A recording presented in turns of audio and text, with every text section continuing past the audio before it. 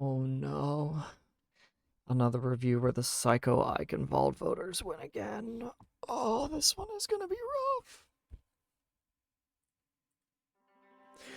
What is up, everybody? I hope you're having a wonderful time. My name is Ethan. I go by Lord Ethan, and I am an Overwatch collegiate varsity coach of coming up on 6 years, just under 10k hours. I'm super excited to hit that this year, and this is a VOD that's going to put me a little bit closer to that goal. Today, I am taking a look at some...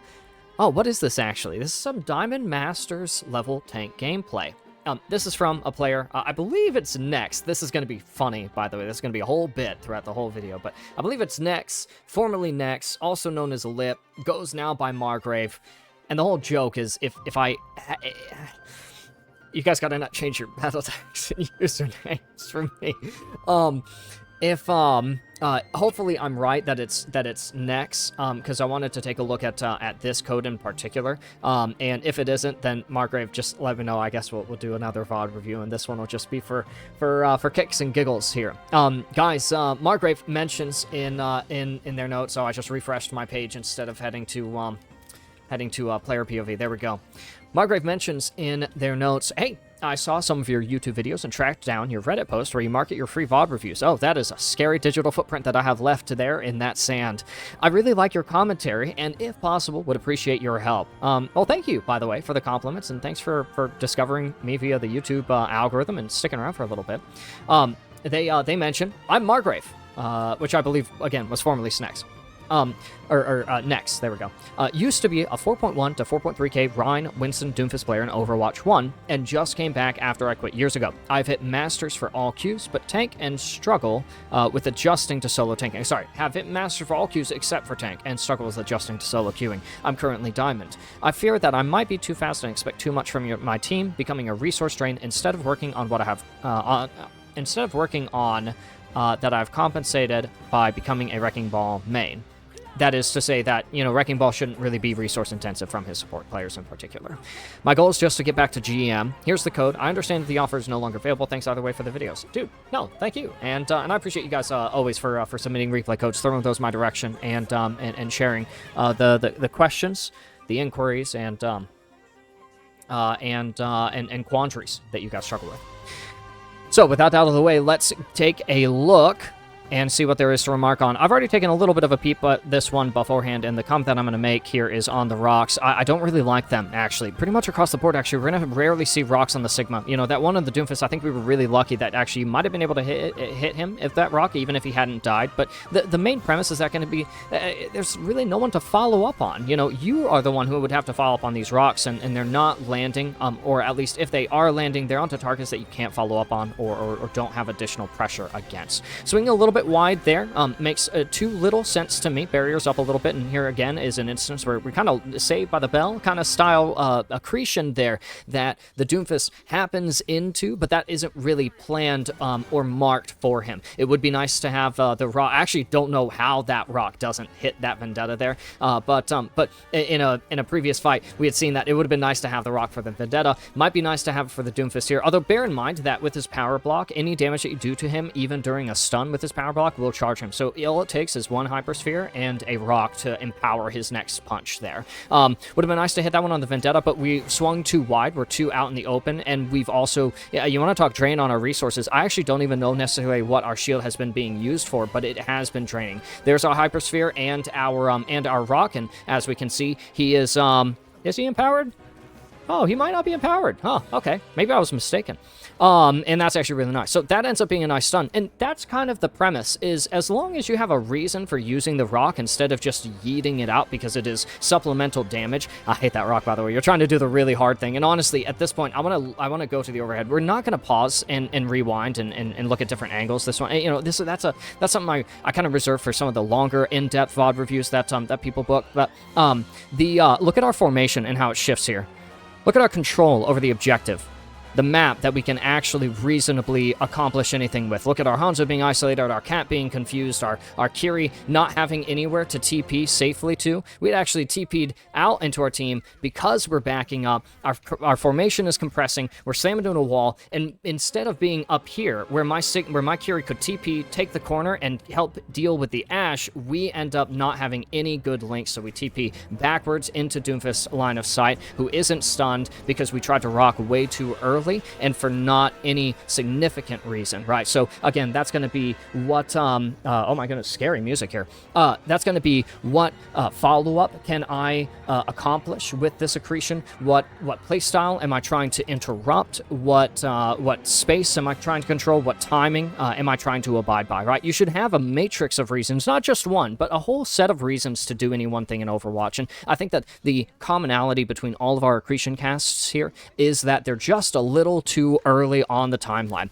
I am a big fan of saying, if you have it, use it. Then and that applies to ults and cooldowns, which, by the way, I wanted you to ult coming out of spawn here, actually. I wanted you to ult, like, pretty much right out the gate, and it's really interesting. I'll go back. This is the last time we're doing this, by the way. All of your accretions are just a little bit too early. If you have it, use it, sure, but you should still be, like, using it within the appropriate windows. This is when I would go for the ult here. Point just got captured. You know there's going to be a couple of them over here. You can always float over here. You've got a jetpack cat to lift you back over to your side of the objective if you don't want to just live on their side of the point. But honestly, Overwatch is won and lost by the objective. So even though it is about winning the team fight, like it used to be about an Overwatch 1, it can still be about both. You can have the cake and eat it too. It's about stopping the objective. You manage to stop the objective by playing on their side of the map, by forcing them to look at you, by flexing over the top while the Doom is engaged with your team against support players that would be vulnerable to your damage. While the cart, by the way, this is the point, while the cart isn't rolling through one of the worst positions to go for a flux, right? You don't have a target that you can confirm a line of sight on. You have to just pick the one that's in front of you. And this is where my experience lately, especially, has led me to consider that our worst ultimates are usually the ones that we either cast because we have to, or that we cast because we didn't ult at the earliest window, and so every ultimate window after that one is going to be not too great.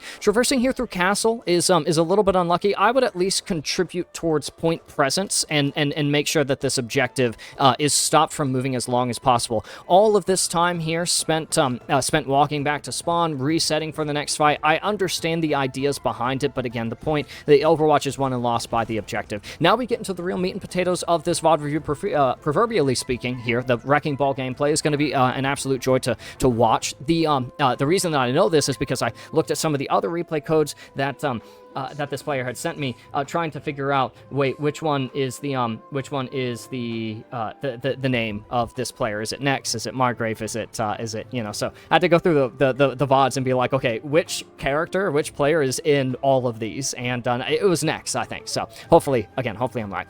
With that death earlier, it's just a little bit too gimmicky. You are rolling out, trying to secure a pick onto a Vendetta who has the mobility to get back up on there with her shift, with her E, and against whom you have had no additional scouting, right? So scouting is a really important part of the pre-setup fight phase, right? So when you're respawning, when you're looking to roll out and figure out where everyone is, you should be committed to figuring out where everyone is. Knowledge is power.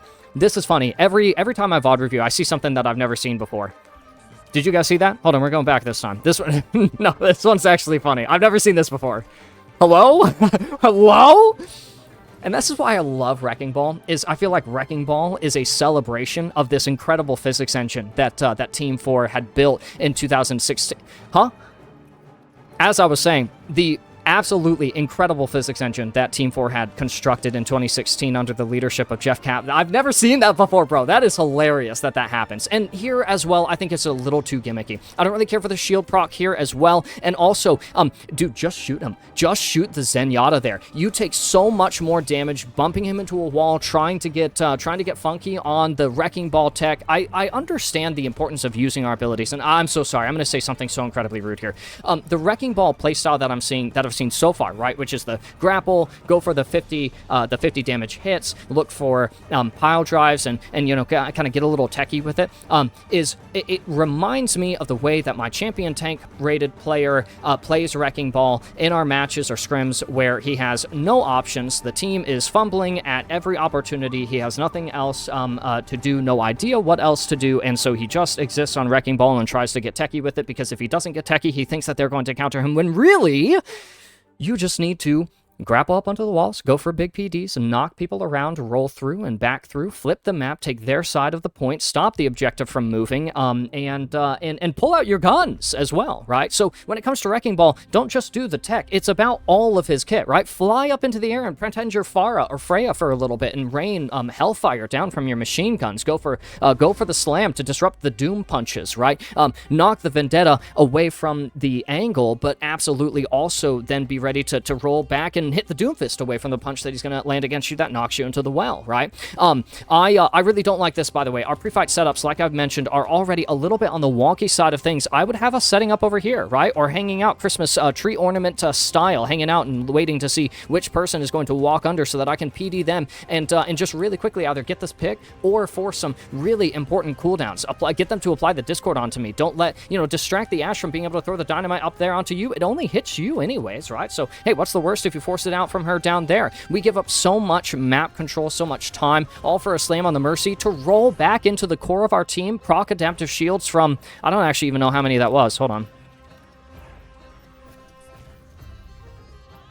I don't actually know how you get that many shields. Huh, I guess you were around that many people. But, like, what are the shields good for, right? You don't use the shields to body the damage from the Wrecking Ball so that, from the Bob, so that your health that is over health anyways, right, isn't the one being eaten away at instead of your teammates, right? You don't stay in with the over health to body the additional follow-up damage or guarantee that you're able to at least last long enough to force the Zenyatta to do something, for him to trank if he had it, for the Mercy to Valk, for her to flash heal if you're thinking about how she's going to play in the next patch, right, to do anything, right? Instead, we roll through, we do a little bit, and we roll back out, and we reset to do, and I'm so sorry, this is where I'm getting really rude with it, to do very little else at all, right? There's a couple of pile dives that I don't mind, right, onto some of the targets that you can make vulnerable to follow-up damage, but for the most part, right, if we're, I don't think we're getting enough ult charge from it. I think that it's not helping us get enough damage, and I'm not going to say that like swapping up for this one. By the way, just grapple up and then let loose on the mines, because you really want to pick this Ashe from over here. I don't think that we're getting enough. I don't think that we're building enough of like what I call a scouting profile, which is just the knowledge of like where they are, what they have, what they're doing, how they're moving, stuff like that, right? Because isn't that really important to have when it comes to playing Wrecking Ball? We mention in the notes here from Margrave that maybe we play the game just a little bit on the fast side of things, and I'm absolutely willing to concede that that's likely true. But I think that that's not necessarily entirely the problem. You can still play fast, but playing fast is especially enabled when you're playing fast because you have a reason to do so, right? So yeeting out the rocks, right? You're definitely playing fast, and that's not always bad. There's definitely a couple of those rocks that are a little bit on an earlier timer that on a better target might be suitable, right? Might be acceptable. Instead, I think that it's more that we're doing things quickly, but like so that we can do them quickly, not because we know that we can do them quickly, right? Take more time to build a scouting profile, force their cooldowns, roll to the other side. We don't have to fight here. We've already disengaged. What's a couple extra seconds to go set up on a pre-fight setup position that benefits our character in the way that we have to engage into a composition that is really good against us, by the way. The Zenyatta, Mercy, Ashe. Oh, I just moved my pot filter, my paper towel. The Mercy, Zen, Ashe, right? Doom, Vendetta, or too early on the rock, might have been able to stun the Doom with it. I think that we are jumping really, really quickly on the ability usage, and it's probably something that we could break down in a longer VOD review.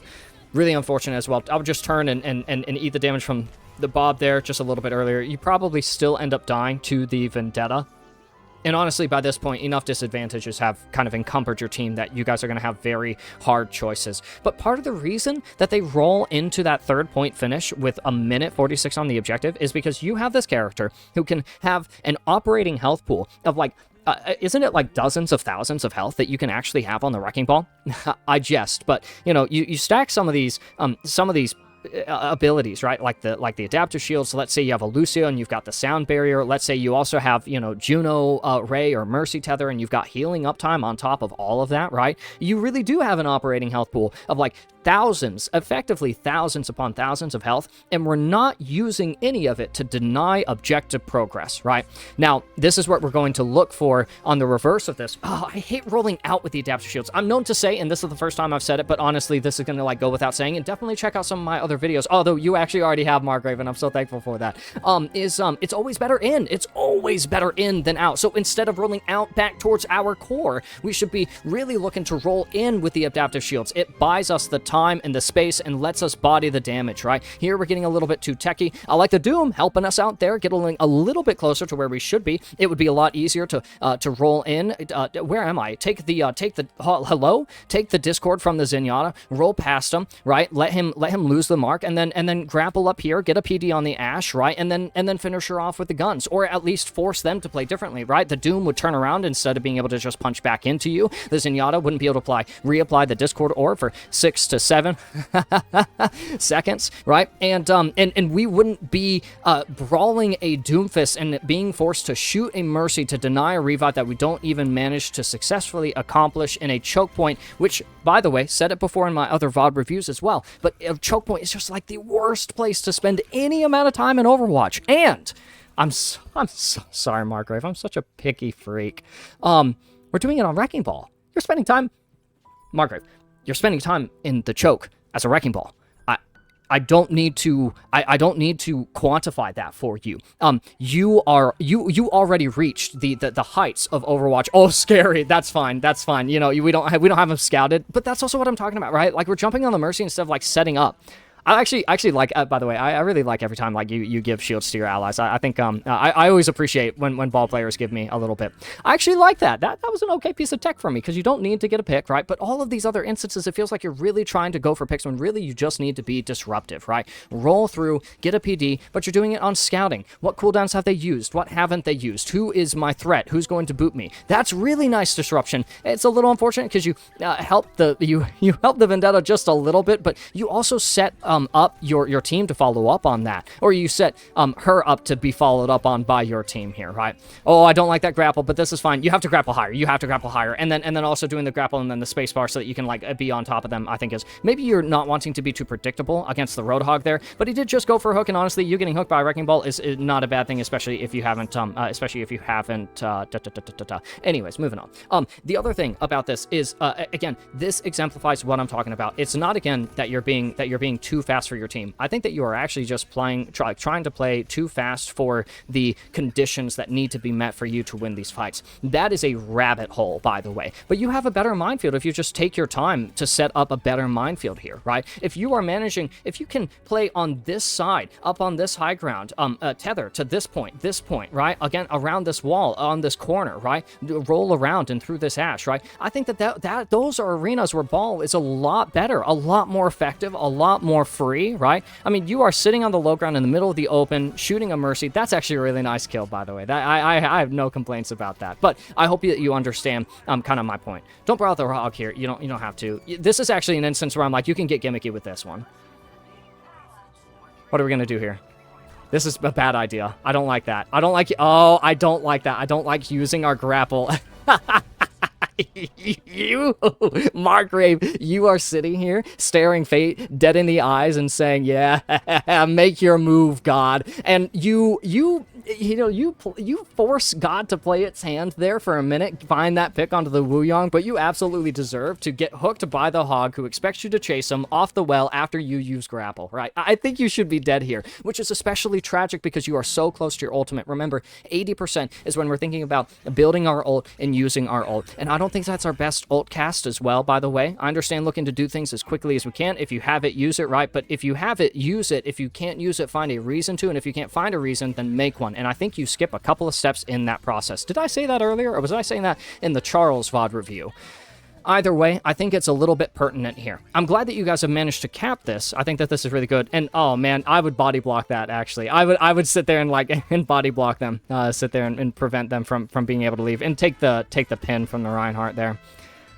Maybe just shoot her, but I'm 50-50. I understand like looking to get the wind up there. And right there, I actually think that you could have gotten the wind up.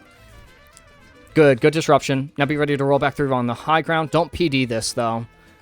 No. Just a grapple and then a PD. Just a little bit too early. I wonder if your PDs are like kind of like your accretions, but I wouldn't necessarily know the relationship between like your PD cast and your accretion cast and stuff like that. I'd probably have to see a couple of your other tanks as well, and that's just unfortunately not something that we have the time or the budget for here on YouTube.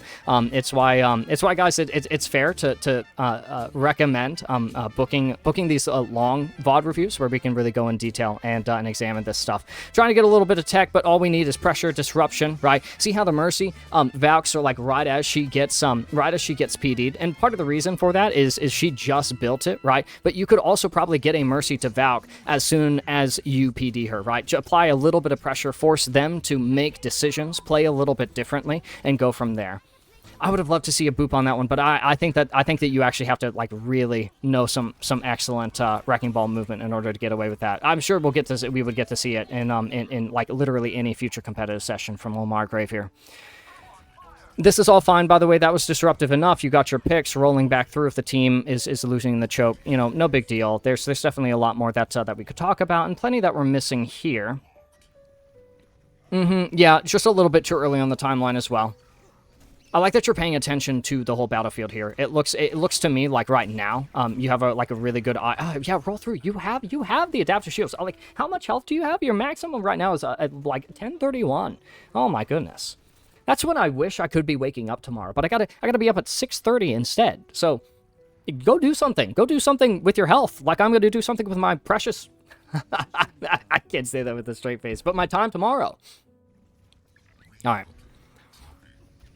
Looking for a minefield here. Yeah, I don't really think that I like that letter rip. I think that I'm okay with the PD, but then after that, I want to see a grapple onto the height, or onto the ceiling. Go from there. You know, at the very least, if it gets us some picks, then that's fine. I don't really like us chasing the Rhine when there's a Mercy. So I gotta mention, core rule sets. You're thinking, who am I playing wrecking ball? Who am I playing with? Who am I playing against? I'm playing against Mercy. What is Mercy going to do after I get to pick onto the Wu Yong? And I know that Mercy's going to do it after I got to pick onto the Wu Yong because I know that I didn't get to pick onto the Mercy, because I know that I got to pick onto the Wu Yong and immediately turn to fight the tank for some reason. There's still a core to be disruptive too, and I would still like you being disruptive to the tank, but only after managing to get that pick onto the Mercy, especially considering that you got a couple of instances. I think you got a minefield tick or two off of her, which was really good. Okay. Finding the Kiri here on that angle is perfect. You're using a little bit of the wrecking ball movement and abilities, and a little bit of the guns. That's excellent as well. This is marvelous. I've really liked all of this actually. I don't necessarily know if it's so radically different from the way that you've been playing the rest of the match, and perhaps it's even like a little bit ironic that I feel you're playing so incredibly well on the indoor sections and not as effectively on the outdoor sections.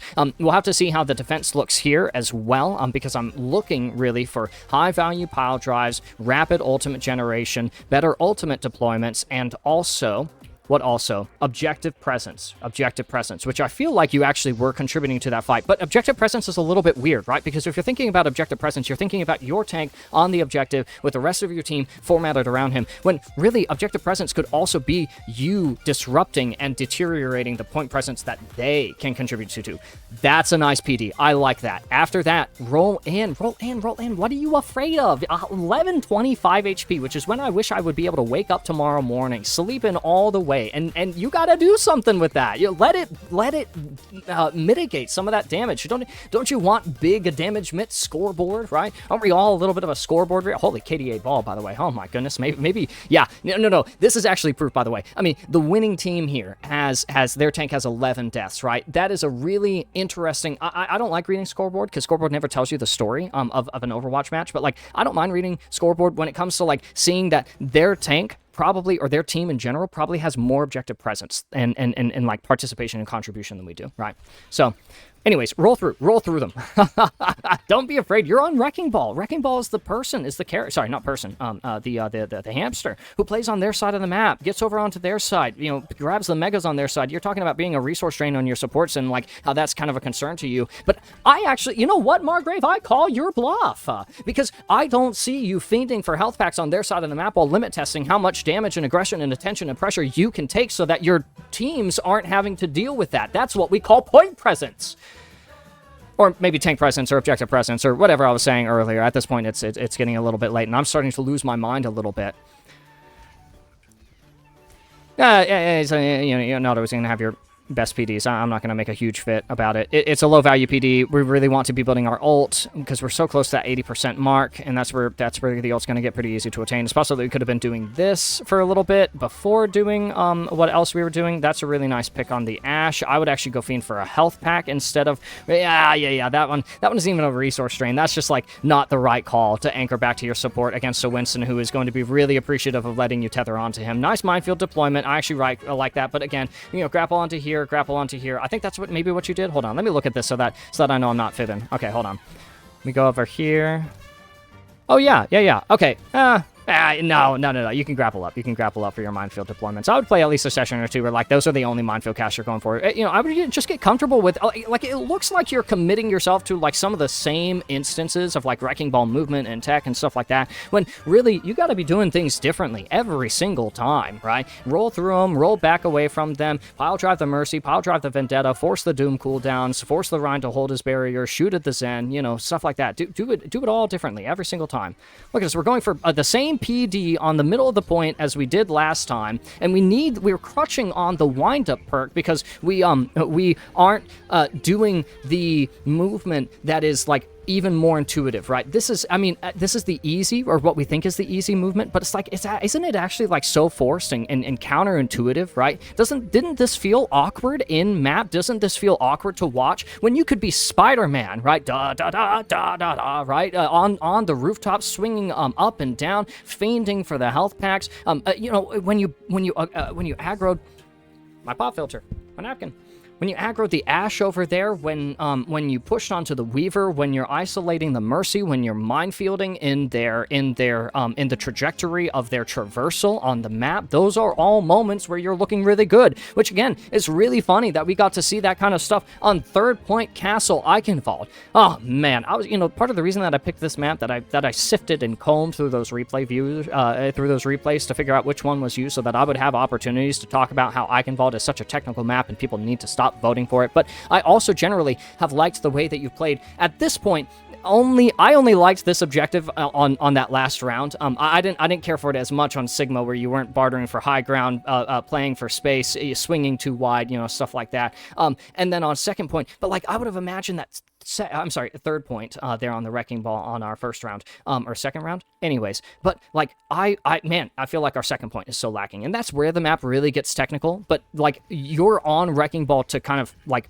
be able to circumnavigate some of those technicalities, right? High ground, low ground, castle, outside, exterior, outside the gate, on top of the little catwalk that your Ashe was manipulating earlier, that I wanted you to minefield off by grappling this, right? Are you really using this map as much as you should be? Oh, that's a good question, Coach. Oh, why, thank you. Thank you, you random internet viewer. Guys, as always, thank you so much for watching. All of the support really early on is so meaningful. Please, guys, share me around with friends, teammates, coworkers, siblings. I put in my workplace group chat. Nice boot. That I make YouTube videos, and got a bunch of them subscribed to me. Right, so help me out with the early growth of this channel, and that'll make it really easy to come in and celebrate some of the really excellent stuff that we get to see from players like Margrave, and also some of the points of correction and creativity and construction that they can commit to their gameplay to make it as peerless as the ranks that they seek to, and at least if you ask me, are entitled to play in. Margrave, I think you're absolutely going to be able to see me up in the competitive ladder, roll me in one of my Diamond or Masters lobbies, and make your way up the ladder like the rest of them. But it's it's going to come off the back of some of these improvements, which I am so glad you gave us the opportunity to showcase today. Guys, as always, if you would like your VODs reviewed for free on the channel, feel free to email this address. It's very important to note that you have to include your a replay code, a good sample of your gameplay. Just, you know, not a steamroll either way. Your IGN, current rank, division, roles, heroes, any competitive goals, or any pertinent insight on the match itself, or specific questions that you want answered. For affordable, professional, standard coaching, feel free to DM Lord Thethan on Discord, same way it's spelled on the screen there, but without the coaching. For full block one-on-one VOD reviews and discussions, team or group VOD reviews or scrims, I'm comfy with it all. And as always, guys, thank you guys so much for watching. I know I said it already, but all the support really does mean so incredibly much. And I've actually gotten some really nice comments from both new and returning viewers. So, guys, if you are new to the channel, thank you guys so much for sticking around, for leaving such nice comments. And it makes my day whenever I get to walk my dogs and pull out my phone and just reply to a couple of you guys at a time. If you guys are a regular, I'm so incredibly grateful that you guys are still sustaining me even after a long hiatus like we took over the summer of 25. If you guys are a hater, leave a comment. I love having y'all around. Oh my gosh, you guys might actually make things. You guys actually do make things interesting. And guys, if you're just along for the ride like myself, then stick around. It's going to be an absolutely, it's going to be a bonkers journey, and I think it's going to get even crazier.